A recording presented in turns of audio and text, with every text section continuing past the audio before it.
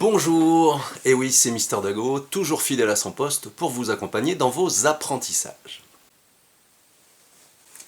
Aujourd'hui, nous allons nous occuper d'apprendre à mesurer l'intensité du courant électrique qui circule dans un circuit électrique.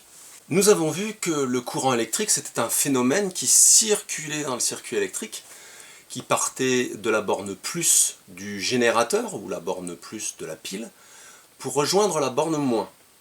Et bien sûr, sur ce chemin, ce courant électrique va traverser des composants électriques, leur permettant de fonctionner. Une lampe qui s'allume, un moteur qui tourne, une LED qui s'allume par exemple.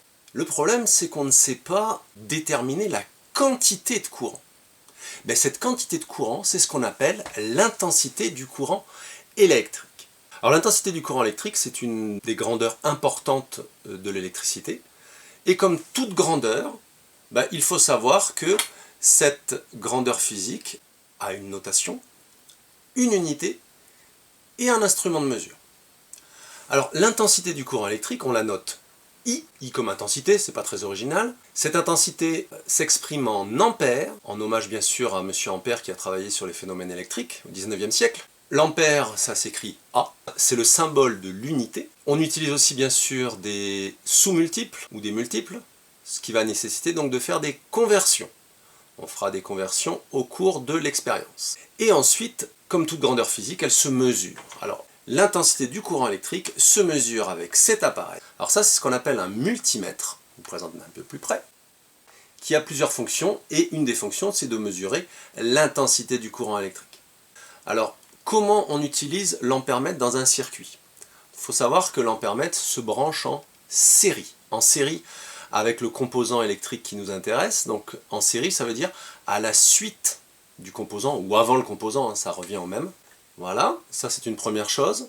Étant donné que l'ampèremètre est en série dans le circuit électrique, lorsque l'on veut mesurer l'intensité du courant, bien entendu, on ne peut pas faire le circuit dans un premier temps et ensuite insérer l'appareil de mesure, on est obligé de le mettre avec. Donc aujourd'hui, nous allons nous occuper de mesurer l'intensité du courant électrique avant une lampe et après une lampe.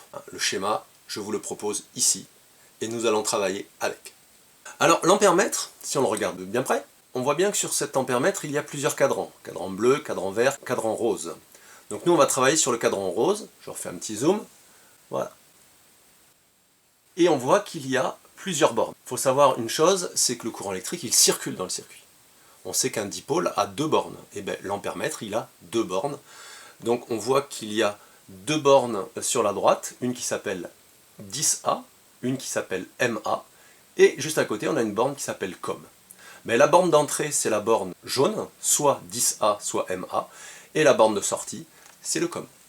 Donc le courant électrique doit toujours rentrer par la borne A, donc 10A ou MA, et sortir par la borne COM. On verra ce qui se passe si on se trompe par exemple sur le branchement. Donc si on regarde le petit circuit électrique ici, donc nous on va brancher l'ampèremètre avant la lampe et après la lampe, et on verra s'il y a une différence entre les deux.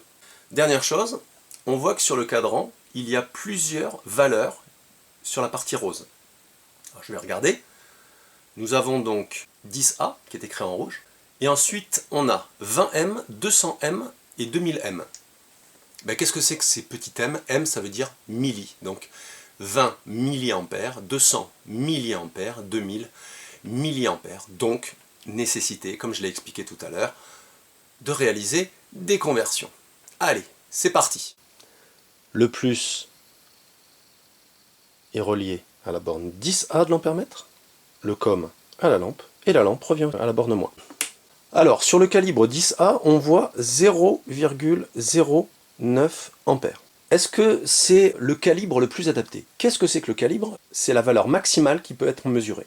Ici, le calibre 10 ampères permet de mesurer des intensités du courant de 0 jusqu'à 10 ampères. Pour savoir si on peut se mettre en 2000M, 200M ou 20M, c'est-à-dire 2000 mA, 200 mA ou 20 mA, il suffit de faire une conversion. Et pour faire une conversion, il nous faut un tableau de conversion.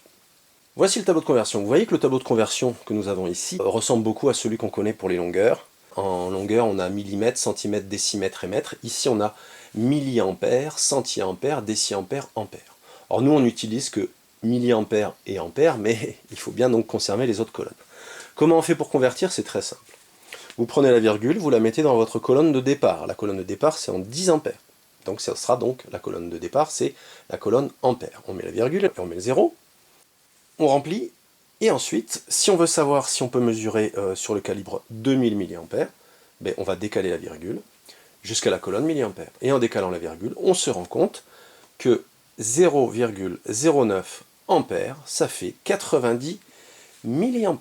Donc 90 mA, si on veut voir si on peut passer sur le calibre 2000 mA, mais il suffit de faire une comparaison.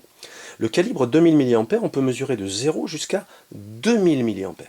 90 mA, c'est plus petit que 2000 mA. Donc normalement, on devrait pouvoir passer. J'ai éteint le générateur, parce que pendant ce temps-là, je vais débrancher les fils.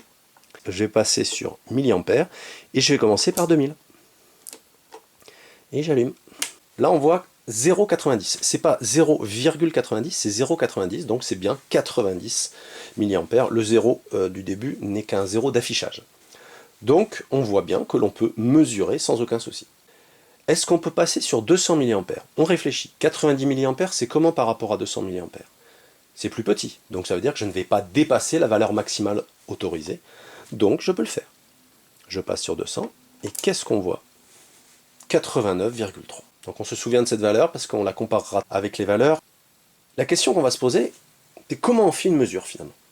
Quand vous faites une mesure avec un ampère-mètre, vous commencez par le plus grand calibre, 10 ampères. Soyez sûr, au collège, vous ne dépasserez jamais cette valeur. On commence par 10 ampères. Ensuite, on fait une conversion en milliampères pour voir si on peut passer sur 2000, 200 et 20. Ça veut dire qu'on commence par le plus grand calibre, par précaution.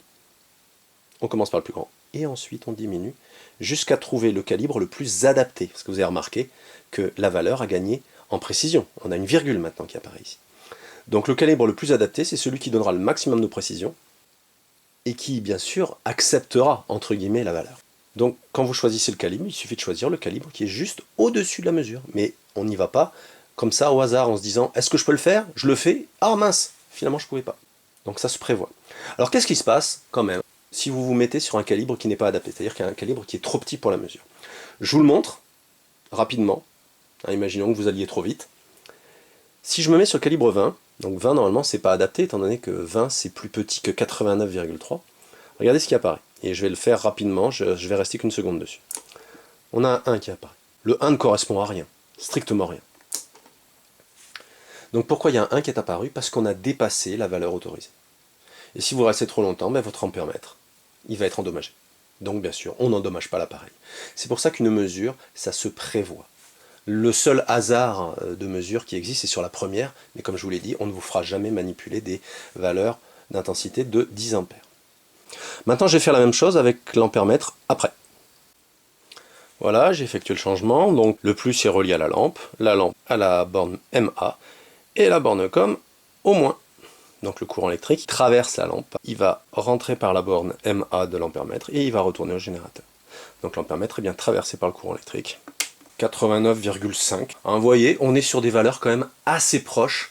En électricité et dans toute forme de mesure en physique, il faut savoir que l'égalité exacte, ça n'existe pas. Il faudrait faire des dizaines et des dizaines de mesures pour se rendre compte que finalement, ça ne bouge pas beaucoup. Donc finalement, l'intensité du courant électrique, avant la lampe et après la lampe, c'est la même chose. Donc, si vous voulez mesurer l'intensité du courant électrique qui traverse une lampe, vous pouvez la mettre où vous voulez, tant que c'est en série et tant que ça rentre par la borne MA, tout simplement. Donc on n'a pas besoin d'avoir 3, 4, 5 ampères-mètres dans un circuit électrique.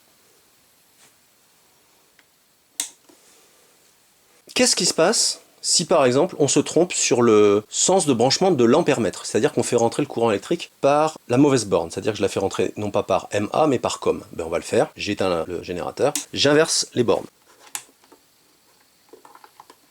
Attention, préparez-vous. Oh, moins 83,6. Donc ça n'abîme pas l'appareil, ça ne fait qu'à faire apparaître un signe moins. Alors ce signe moins, ça indique juste que votre courant électrique rentre par la mauvaise borne. Ça n'abîme pas l'appareil. Donc si vous vous rendez compte que vous avez un signe moins sur l'ampère-mètre, ça veut dire que vous êtes juste trompé de sens. Vous éteignez l'appareil, vous inversez le branchement et c'est bon. Ben voilà, encore une mission accomplie pour Mister Dago. Vous savez maintenant comment mesurer l'intensité du courant électrique dans un circuit électrique. Déjà, c'est un ampèremètre qui se branche en série, donc qui s'intègre dans le circuit. Je ne peux pas faire le circuit d'un côté et mettre l'appareil de mesure après. Il en fait partie, donc il faut qu'il soit correctement branché. Pour les calibres, on commence par le plus grand calibre, et ensuite par le biais de conversion, on va trouver le calibre le plus adapté, c'est-à-dire le calibre qui est juste au-dessus de la mesure. Et sur ce calibre, la précision sera la plus grande. Vous avez remarqué aussi une chose, c'est que si on met l'ampèremètre avant ou après le composant, ça ne change rien. Vous pouvez le placer où vous voulez. Voilà, donc vous savez tout faire. Maintenant, n'oubliez pas une chose en électricité, on travaille sur un schéma. Il faut que le schéma soit fait avant, que vous mettiez bien correctement les bornes d'entrée et les bornes de sortie de l'ampèremètre pour savoir où rentre le courant électrique pour éviter d'avoir un signe au moins qui indique uniquement que votre ampèremètre est branché à l'envers par rapport à ce qu'il faudrait. Bon, je vous laisse à vos bonnes habitudes de travail. Moi, je vais m'en retourner aux miennes. On se revoit très bientôt et j'espère que cette vidéo vous a bien aidé. N'hésitez pas, si vous le voulez, à vous abonner ou à cliquer bien sûr sur un pouce levé. Ça peut être toujours sympa. Et je vous dis à très bientôt. Allez, ciao à vous.